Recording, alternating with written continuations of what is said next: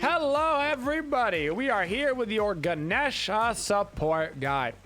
So we'll be running that Guardian's Blessing.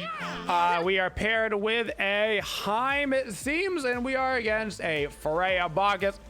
So I'm gonna go ahead and get tier 1 boots and then a tier 1 shell with 4 health potions and our Hand of the Gods. Gonna get that shell online early because it's gonna give us those block stacks versus Freya, which is going to be very nice as we head into the mid portion of this game.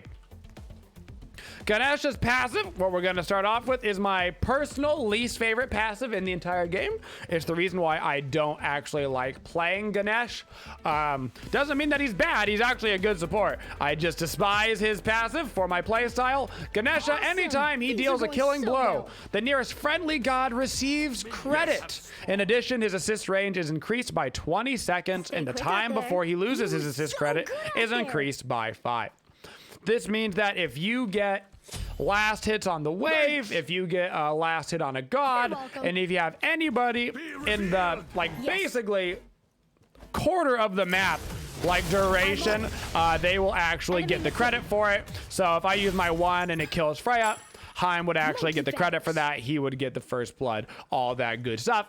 It's actually a very good support passive, but it makes for lame, aggressive gameplay. The ability that we are getting level 1 on Ganesh. Oh my goodness, speaking of heavenly agilities, they actually could be in trouble here. They haven't laid into this, but we shelled, which means they actually might die for this. Yes, they are. They got a little bit too aggressive on that early Freya, and so they're actually going to fall down for that. They pop that heavenly agility, but we just shell and hide behind some minions to stay alive, and we get an early first blood for our Jaime boy. Gonna put down a little ward over here. Our ability that we get at level 1 and the ability that we will be maxing first is going to be our Turn of Fate. This is a line damaging ability. And when it hits targets, it's going to give out bonus damage. So it can hit up to 5 targets, and it's going to give 2% bonus damage to everybody friendly in your area. So you can give up to 10% of bonus damage with this ability. So if I just use it on the wave, you can see now that me and my Heim have a bonus 10% damage. And so would any other allied god if they were in that area. If you hit gods with this ability, it gives you extra stacks, I do believe. Let me go ahead and use this on Bacchus. It gives you, there you go, 2 stacks instead of 1 stacks. So that way, if using it in a team fight, it's a little bit more effective. There was a complaint about Ganesh not being able to build up this cool passive in an actual team fight because it was more effective on a minion wave. The ability that we got at level 2 is going to be our Remove Obstacles. This is our 3rd ability. This is a line dash. Ooh, gotta be a little careful right here. Not super careful, but a little careful. This is a dash that is a knock-up on a god hit. So this will bring you through creeps. It doesn't get stopped by the creeps. But it is a knock-up on enemy god. It's actually technically a little stun, and then this knock-up is kind of like a little 2-prong thing. But it is a solid amount of CC, and that does damage to the target. But if I were to use it on like this purple buff, I just run right on through. It should also be noted that this ability will go through player-made walls. So I can't dash through this wall or anything as if it were a leap. But if there were a Ymir in the game, an Odin, a Yamoja, whatever, anybody that makes those player-made walls, I would be able to dash right on through it and get myself out of it. Our second ability, which we got at level 4, is Ganesh's Silence. This ability is going to silence for 1.8 seconds. This is a channeled ability used primarily for interrupting people out of abilities and for preventing people from using getaway skills is its 2 main purposes. Also, while you are channeling this ability, you also gain protections. So you will gain physical and magical protections for yourself, as well as all nearby allied gods will gain those protections. So your 1 buffs people's damage, your 2 will buff people's protections while you are in that duration of your silence. Finally, at level 5, we will of course get our ultimate. Our ultimate is probably the coolest part of Ganesh. You summon 5 giant pillars. Excuse me, you summon 4 giant pillars, making a square. People only take damage. This can hit minions, enemy gods, fire giant, gold, fury, anything like that. And it only does damage on those very thin lines. So if you're inside of that ulti, you do not take any damage. It has to be on the line. And you take damage really rapidly. It's like every 0.3 seconds or something, you can get a proc of that ultimate on you. This is a little greedy. I'm gonna keep chasing this way. I know that their speed buff is up, so I'm just gonna sit here and see if he comes to do his speed. He is, so I'm gonna throw down the ulti right there onto his speed to try to steal it. Not gonna be able to get it. That's okay. Woojer jumps on me and I'm just gonna waddle away. That is fine. So this ultimate, you put down those 4 pillars, bam! It does a bunch of damage. Enemies that get hit by this are going to be slowed. They are slowed for 3 seconds by 35%, and they will also have their protections reduced. Their protections will be reduced, they will be slowed, they take that damage on hit, and they will continue to take damage as long as they stand in it, or if they are to cross over the pillars multiple times. This means that your ultimate and your 3 are a natural combination, because you can throw down your ulti, and if you do it perfectly and they're on the line, and then you use your 3 knockup, then you're gonna CC them on the line and they're gonna take an absurd amount of damage. Ganesh actually has one of the highest damaging ultimates in the game of Smite. You can see right there that while I actually got that kill on the Quang, because my Merlin was close to me, the Merlin ended up getting the credit for the kill. That's because of Ganesh's passive. One good thing coming from Ganesh's passive is it does mean that he's really good at building non-selfish stacks. So that means Guardian's Blessing and Thebes are really easy to build on him, because even if you get the last hit, it doesn't matter for your stacks at all, because it goes credit to your most closest god on your team, and so they will get credit. So as long as somebody's in the lane with you, you never ever have to worry about getting stacks or not. Also, right here on this little passive meter, this will actually show the amount of kills that you've gotten this game. So right now I have gotten 1 kill that I didn't get credit for. Well, that went to my passive instead, that I gave away to a teammate. So that is what that little passive meter means. Enemy ultimate down.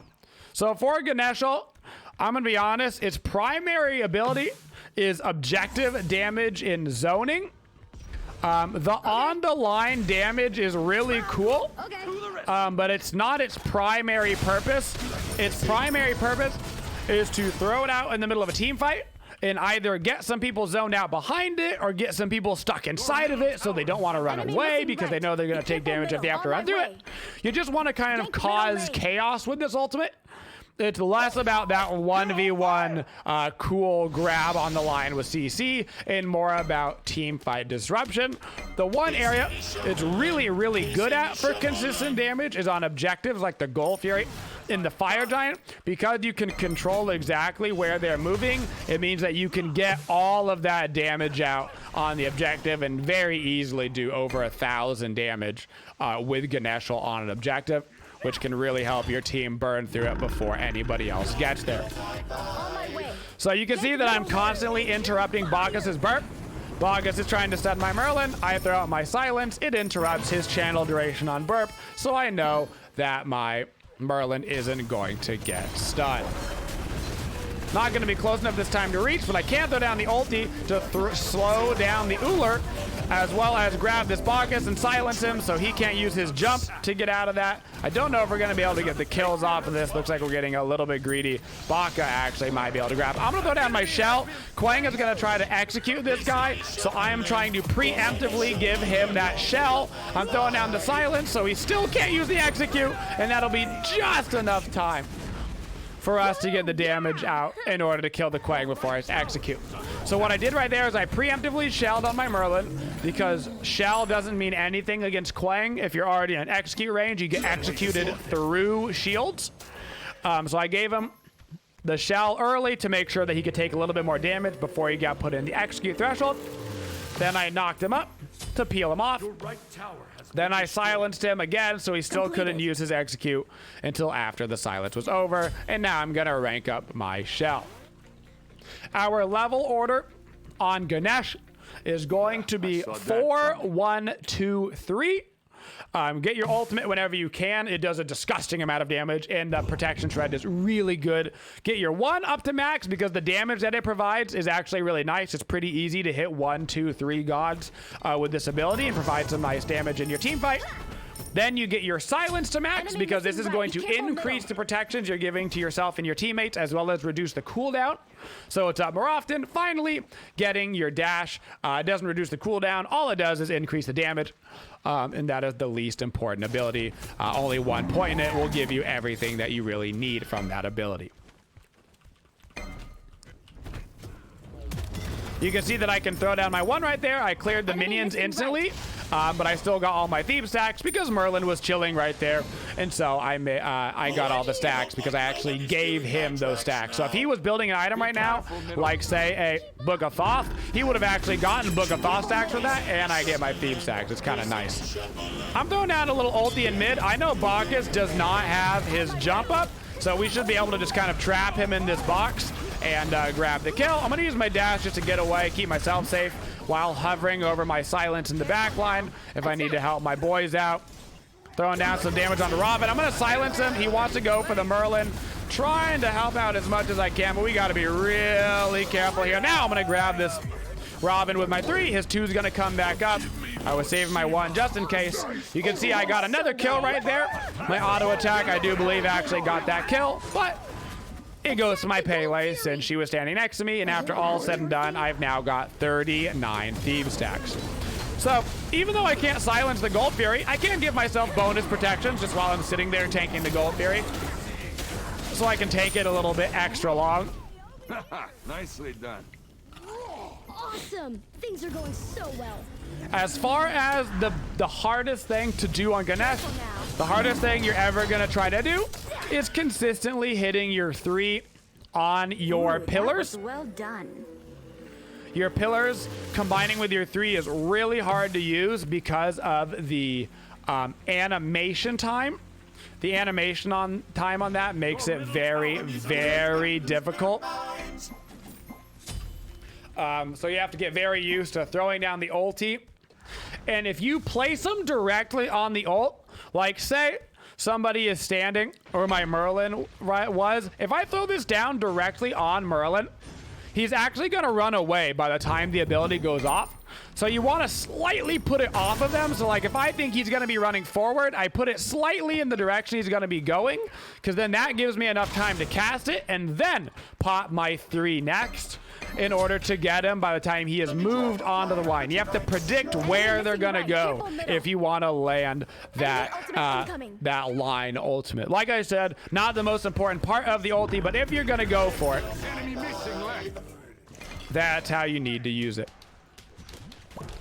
I'm going to try to get back here to my Merlin. He's going to die, actually. I'm going to throw down this ulti as a zoning technique, so if they want to come get my boy, they've got to run through all of that stuff. And he's going to be able to live through that. They're just going to get zoned out by the ulti. That is my preferred method of Ganesha. That's really what it's best at, is giving that good zoning to save some teammates. His ultimate is also a very, very low cooldown. It's only 67.5 seconds, and all I've got is 10% CDR. So feel free to use his ulti a little willy-nilly. They don't have to be perfect ultis on Ganesh. So So for our build order this game, they've got a lot of auto attack damage and a lot of magic damage with that Freya Quang Bacchus. So I'm prioritizing magical defense first. I got the Thebes for the team. I'm actually going to go into a Pestilence next. They've got a lot of healing. The Raven has built-in healing. Freya Quang all have built-in healing. Uller is presumably going to build some sort of lifesteal. So I need to make sure to get myself a good bit of anti-heal and early. The best way for me to do that is gonna be to grab an early Pestilence to help out my team. Attack. I want to throw down my ulti on this Uller and just try to grab the kill. So I'm gonna throw it that way. Boom! If it comes down, we get the kill. And because I got the kill, it goes to my Merlin. Ganesh ulti has a really long distance, which means you can often surprise people and get the last hit on them as they're running away with Ganesh ult. And because of your passive, it will go to your teammate. So I just got my Merlin some extra cash right there. And now we're gonna head over and do a little Pyromancer. I'm not gonna provide really any damage to the Pyromancer, so I'm just gonna sit here zoning, make sure nobody comes into its range. So I'm gonna back up. I'm gonna get a Pestilence. And then I'm gonna get us a, they're not gonna really build anti-healing this game. They don't have that much anti-heal. I'm gonna do something a little cheeky, which is I'm actually going to get a Meditation Cloak this game. I don't necessarily recommend getting Meditation Cloak as an active, but the one god that it tends to be good against is Ao Quang. This is because you can actually meditate people out of Ao Quang's ulti range. While you can't shell somebody out of meditation range, you can meditation them out of range. We don't have that much healing on our team. The only person really healing that much is going to be Pele. So I don't expect them to build too much anti-heal, which means we should be able to get more efficacy out of that meditation to try and prevent some executes. So I'm going to silence this Bacchus right into my knock-up combo. He has flopped. I don't even have to use my ulti to grab this kill here. We'll be able to get it. No problemo. As far as my next item goes, I'm going to go back into physical defense. Objectives in Smite do mostly physical damage, so it is generally more important than magical defense. On Ganesh, I want a little bit more cooldown right now. I've got 10%, but I want more to really be able to spam my CC and these abilities. So I'm actually going to go into a Pridvin. It's going to lower my ultimate cooldown, give me that nice Pridvin shield effect, give me some more physical defenses and a little bit of magical defenses, and then it's going to give me some good options for my next item, because I could go something a little bit more selfish like a Spirit Robe, but I could also go something a little bit more team-oriented like a Shoguns for attack speed for the team, because if you look, we have a Baka, a Haim, and a Pele.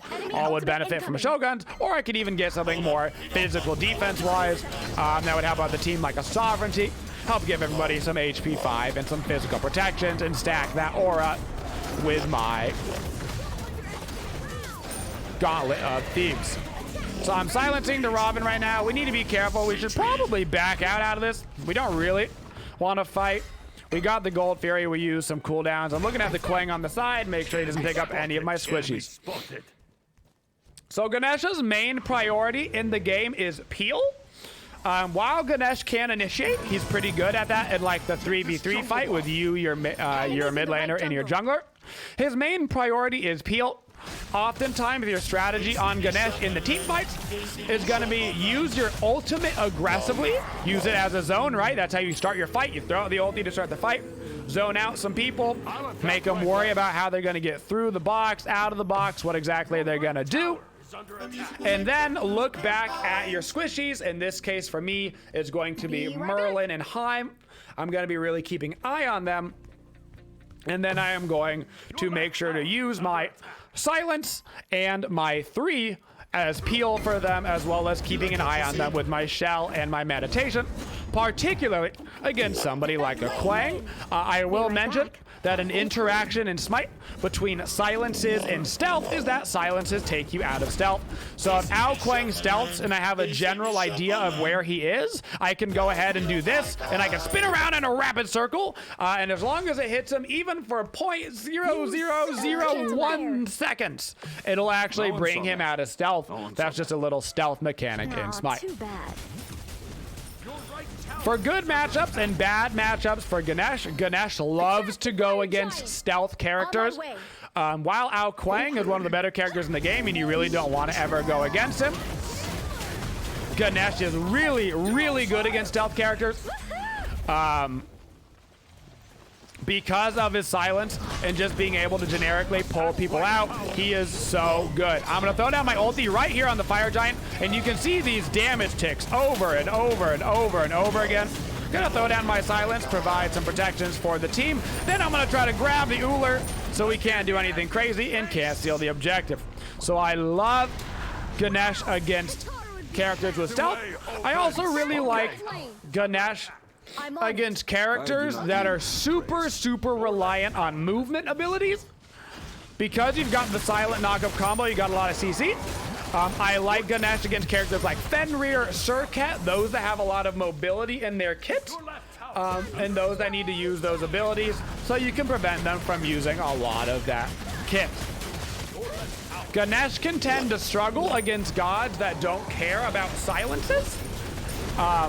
So big auto-attacking gods, you have to be careful. So somebody like Kuang, who you can be really good against on Ganesh, can also be a disaster if he gets all of his abilities off before you get yours. So if he pops his like 2 and he's ready to go in and auto-attack, well, that can be very scary. So you have to be careful. You have to be careful with that. Auto attackers tend to burn through Ganesh. Hunters in general tend to do better against Ganesh than, say, mages who are so reliant on those abilities. Obviously not factoring in auto attack mages that can, you know, just utilize their auto attacks to burn through you. So auto attackers tend to be where Ganesh struggles the most. Ooh, deadly. So we got the Private, now I've got that 30% CDR.